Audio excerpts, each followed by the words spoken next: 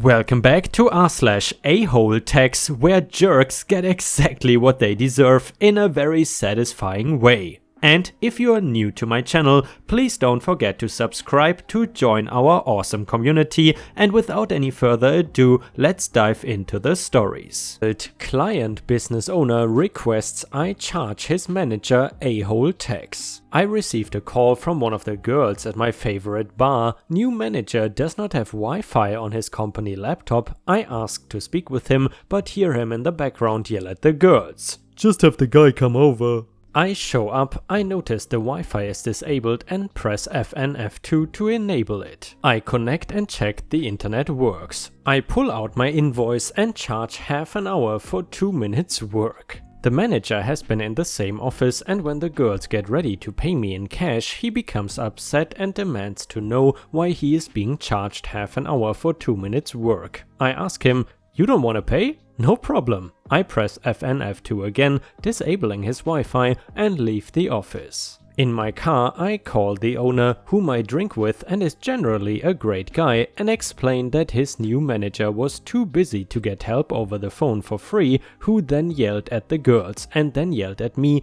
and refused to pay a small fee for a small job. So I reversed the job and he is again without internet. The owner laughs and says, "Do me a favor, come back at 2 PM, it is 11:05 AM now, and charge him 2 hours. Tell me what his face looked like when you come by tonight." And that is what I did. I showed up at 2 PM, showed a now meek as a lamb manager how his Wi-Fi got turned off and turned it back on for him. Credit to him, he did not bat an eye when presented with a bill 4 times the previous bill. The owner and I still had a good laugh about it later that night.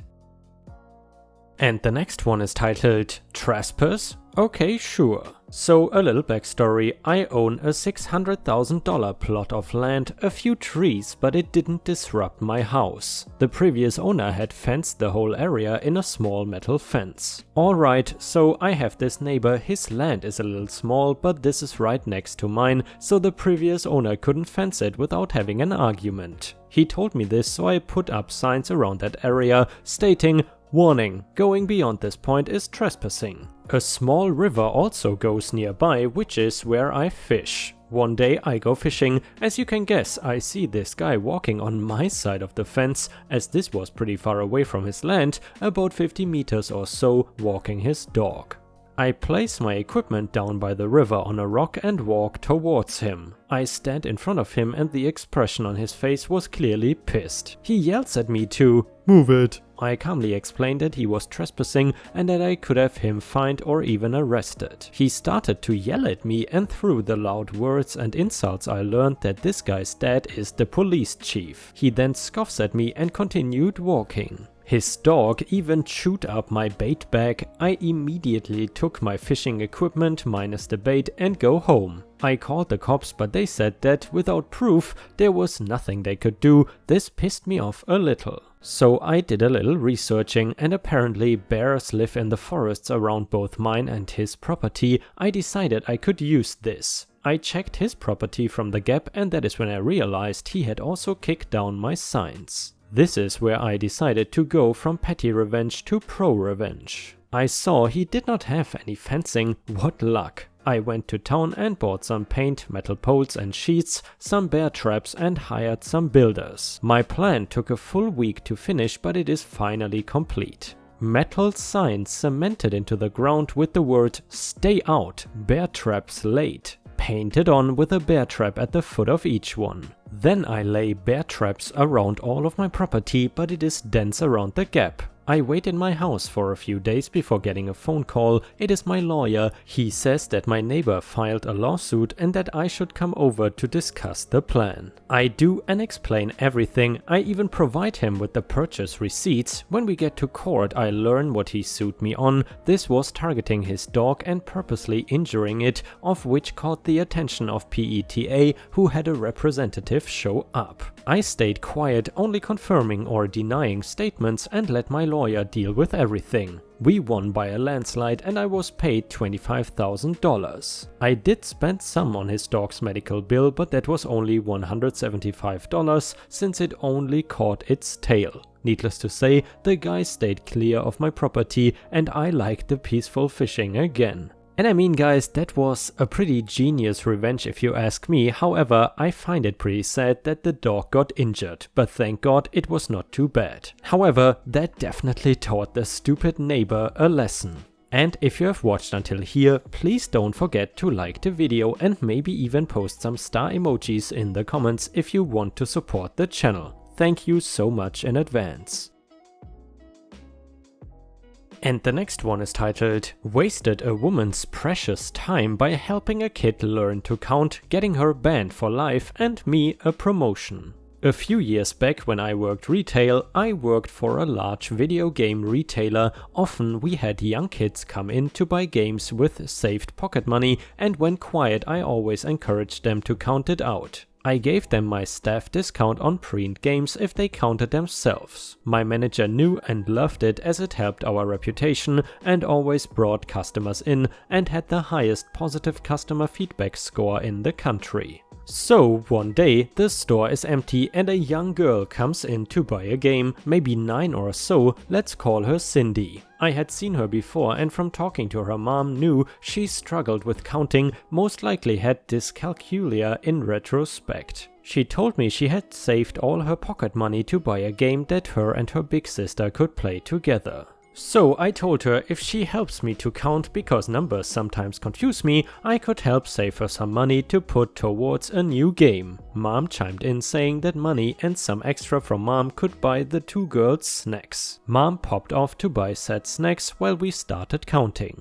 She squealed with joy and started counting it with me. It was mostly ones and twos, so it didn't take too long to pile up, and as we are doing this, a lady, let's call her Karen, comes in, grabs the latest Call of Duty game and stands in line tapping her foot and huffing. She was there for a minute or so while I counted with the little girl before rudely saying, "You're not paid to teach dumb children how to count, now hurry up." The Cindy looked crestfallen and I told the lady I would be with her as soon as I was finished helping my assistant count her. Karen started huffing and stomping again. My manager was on lunch, so only me as staff.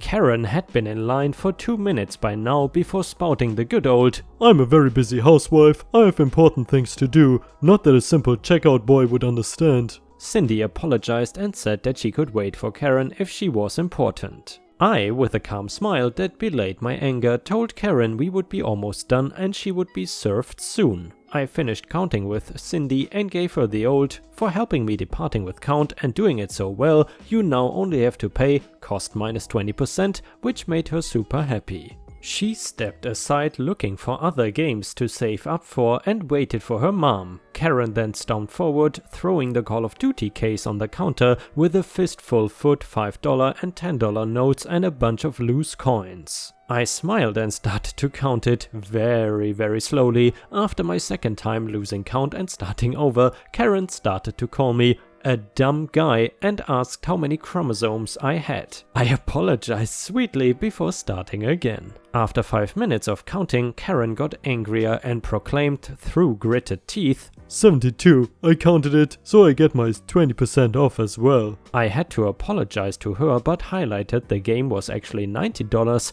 as I pointed to the price tag. She pointed to Cindy, saying, "If a dumb brat who cannot count to 20 gets it, then I do too."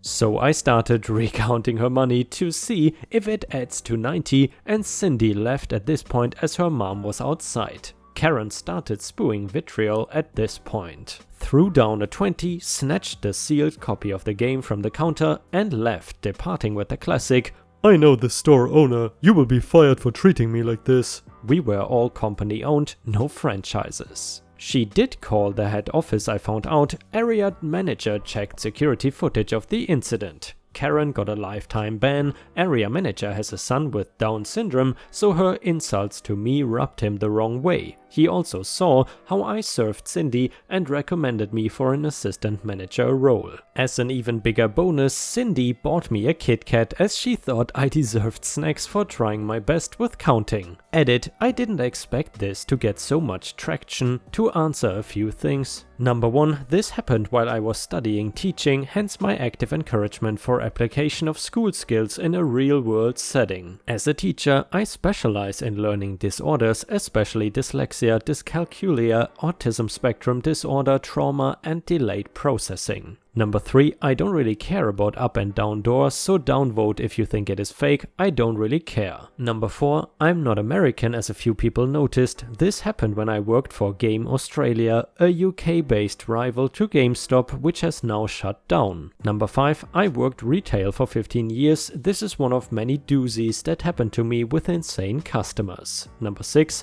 thank you for taking the time to read this. I appreciate it. You are breathtaking. And the last one is a little bonus story from r/Ripestories posted by user Captain Dropbear. It is titled, "You cannot do what? On a motorbike? Wanna bet?" So, after my intervention, I finally got my ex out of the house a month later, had to take her to court for all the willfully damage she did and got a nice payout. So, what is a cashed up young single guy with fabulous hair to do, you ask? Well, I bought a motorbike, a 1971 Honda CB750 inline 4, and turned it into a chopper and started riding with a group of other young guys with fabulous hair, of course. We would all meet up on a Friday night in the city park, look at each other's bikes, chat up girls, partake of that green herb, and of course get the munchies. Now, where would we eat? This would normally involve a long ride 1 hour away out of town that had great burgers, so off we would go. After our burgers we would all need a milkshake, so Town Y, another hour away, had the best, so you guessed it, another road trip. So we all ended up in this cool little town that had a pub in the middle of the main street with a roundabout at each end. We all parked up at one end, got our milkshakes, and of course chatted up more girls outside of the pub and takeaway joint. Now I saw this drop-dead hot girl sitting in the passenger seat of a MG convertible. I had to chat her up, so we get to talking, and she is telling me how much better cars are than bikes. Okay, why? Oh, because you can have nookie in a car, but you cannot on a bike. Say what? Oh baby, you are so wrong, you want a bet? So I jump on my bike, tell her to hop on facing me, and proceed to cruise down the main drag roll on roll of throttle around the roundabout and repeat till the other one while having nookie, all while wearing her knickers as a hat. What I didn't realize was at the other end of the main drag was another group of bikers, we shall call them the Holy Undies. After the third time up and down they realized I was having nookie, and one of them jumped on his bike with his missus and followed suit, as they cannot have some young guy with fabulous hair and no patch on his back showing them up, of course. So there we are, me heading down the street roll on roll off throttle and him coming up the other way. High five as we pass each other.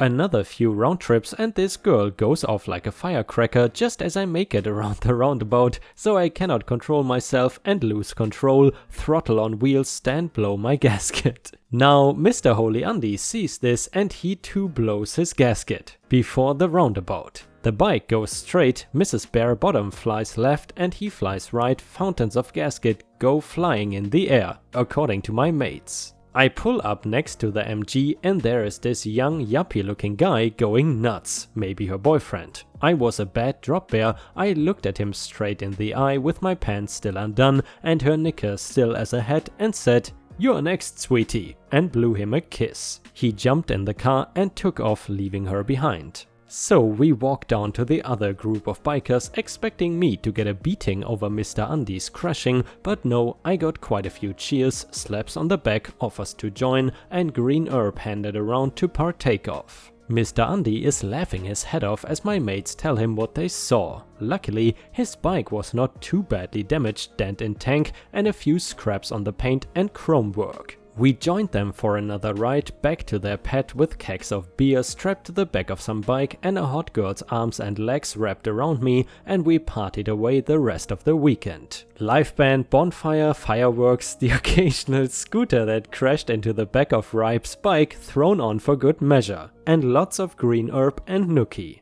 I dropped her home 3 days later and got chased down the driveway by her dad with a baseball bat, so no relationship there. To answer a few questions that will be asked, no, I never joined and still have no patch, don't need one. And no, I don't smoke that green herb anymore. Yes, I did see her a few more times, she only wanted to go for a quick ride facing me. It was a nookie hookup thing for a few months until she got back together with the yuppie apparently. It was a country town, no cops stationed there, the closest station was 1 hour away. Sorry darlings, I am straight, but apparently I would make a gorgeous bear according to a few of my friends. Lamb burgers and spearmint milkshakes, and Ripe, I really tried it to keep it clean and not use any naughty words. And by the way mate, I really appreciate that.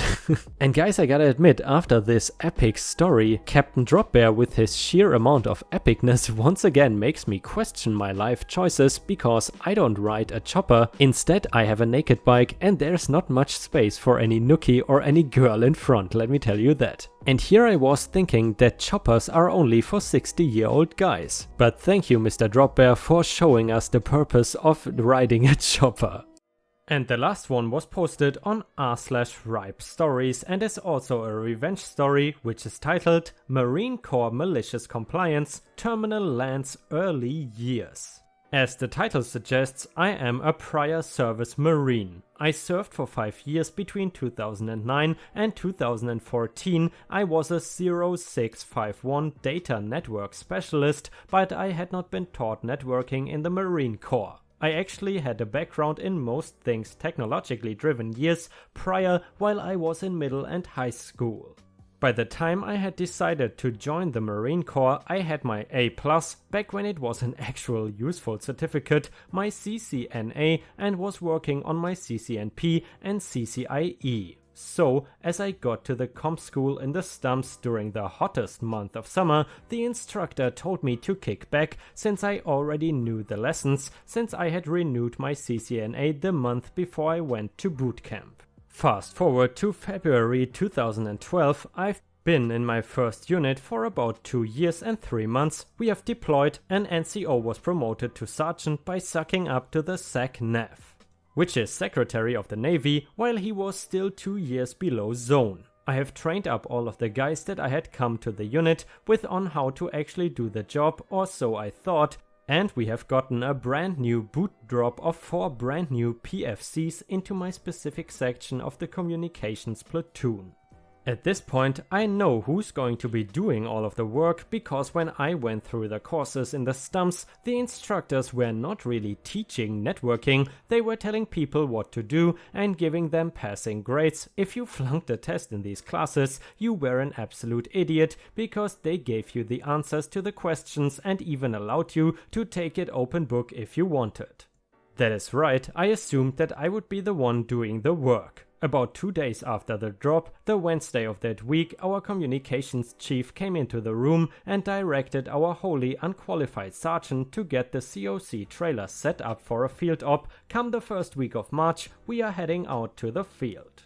Now obviously at this point, there is 2 weeks left in a month, and getting the trailer set up does not really take that long. However, the sergeant has the worst idea I have ever heard come out of his empty brain spill out of his mouth. This is the beginning of the longest malicious compliance, seemingly so, of my entire Marine Corps career.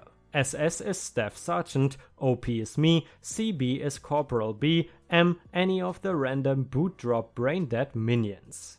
SS: Senior Lance Corporal OP, take these new Marines downstairs and get them to disconnect all of the equipment and bring it up here. I cringed. I am a POG, personal other than grunt. Getting called Senior Lance Corporal in a combat unit is like getting called Corporal in any other unit, because the majority of 0300 MOS fields would have a Lance Corporal remain a Lance Corporal, sometimes up to 6 years before they would be able to finally pick up Corporal. OP, yes SS. CB, wanna come with me and help me out with the boots? CB, nah, just make sure they don't F anything up. Me and the 4 boots walk out of the office and down the stairs, and I start to give directions when one of the minions started trying to give me and the others orders. I do not suffer fools well. OP, help the others disconnect the routers and switches. I give him a look of disbelief. OP, listen, if you want something from me you can ask, but don't assume you can give me orders. I scored the top of my class. What did you score, huh? OP, I did not score in my class. Then shut the F up and do as you are told. OP, I will tell you what, I'm going to head back upstairs and I will just leave all of you to it. That's just what I did. I walked back up the stairs and sat down in the office. CB gave me a puzzled look. I looked back at him, and as if he understood exactly what was running through my head, he said, "Got it." As that day continued, I tried to offer my help, explaining to them exactly how 2 Mardiv wanted our network to communicate with theirs. Without fail, the same boot that had tried issuing me orders earlier said, if you're not going to do this yourself, maybe you should just shut up and let the boots learn. Now, if you have any understanding of networking and the TCP/IP stack, you know that around that point in time, layer 3 switches from Cisco were becoming a big thing. You also knew that layer 3 switches from Cisco were equipped with auto-pin switching technology so that a straight-through Ethernet cable could be run from one switch to another instead of having to make a brand new crossover Ethernet cable. Or is it Ethernet? I'm not sure. Anyway, unfortunately, auto-pin switching was the most unreliable feature at this time, and these Marines did not know that. They got all of the programming loaded up correctly, they got all of the cables hooked back up, mostly in the correct fashion, and they called it a week. That night, myself and CB stayed overnight to make sure everything was actually set up correctly, the cables were in the right place, but we both noticed that 2 of the switches on the NIPR, non-secret network used for general communication, side of the network were not talking. I disconnected the Ethernet cable from both switches and looked at the tips. Sure enough, it was a straight-through cable, and I knew right then how screwed that boot was about to be. I left the cable as it was, told CB, and said, OP, he wants them to learn on their own. They are all going to get a horrible lesson in the death of the battalion. Not the literal death, obviously. 2 weeks later, we set out upon the most poorly planned field operation I've ever been on. 3 days with no potable water, no food other than MREs, and of course a COC, Command Operations Center, with no accessible internet. I watched these 4 poor boots scramble for 3 days, looking around the trailer, making sure all of the cables were plugged into the right places, making sure all of the devices were powered. Each one of those days, I catch each of those 4, look at that exact cable, each of them unplug it, check the tips, plug it back in, check the programming for the ports on both switches, and move on. On the morning of the 4th day, we tear down the COC and have to move to a location 30 miles away, part of the logistics of the field OP. We make the drive, we set the COC back up, and of course the problem with the internet persists. By this point, the BC, battalion commander, is visibly and audibly upset and comes into the communications tent, screaming and berating the fresh butter bar second lieutenant in command of comm. He assures the BC that the problem will be dealt with in a timely manner, and the ass chewing gets passed down the line until it gets to CB. From there, the ass chewing jumps straight over to me and goes directly to the 4 boots, and of course, the 3 that did not score at the top of the class put the 4th on the chopping block. CB, you're going to fix this right now. The 3 boots together, we cannot figure it out, but he should be able to, pointing at the snobby boot. Stuck-up boot walks right over to me and says, fix it, do your job, I'm going to make sure you get non-wrecked. Non-recommended for promotion for this. I walk right over to the same cable they had each eyed for 3 days with a pair of crimpers and a new RJ45 tip, cut off the old one, rearranged 2 pairs of wires, put the new tip on, crimped it and plugged it back in. Almost instantly, you could hear all of the officers and senior staff NCOs in the COC tent scream for joy when they instantly had their emails finally pop up. M, what the hell did you do? OP, I fixed it. Didn't they teach you in comm school that when you connect two like devices operating on the same layer, that you should always use a crossover cable? Moral of the story, in the Marine Corps, you're going to learn, it depends on you as to how painful the lesson is going to be. For this particular PFC, he was non-racked every month for an entire year by the company first sergeant and never effed with the LCPL that the sergeant give orders to. Especially when there are corporals there that are supposed to be leading. And guys, unfortunately, we have already reached the end of the video. I hope you enjoyed today's stories, and if you haven't already, please also go to patreon.com/ripeyoutube, where I upload exclusive Reddit videos starting at just $3 a month. This is a great way to support me in case you are interested, and the chance for me to become independent from YouTube revenue. Thank you so much for watching, please don't forget to subscribe and like the video, and I hope to see you again tomorrow.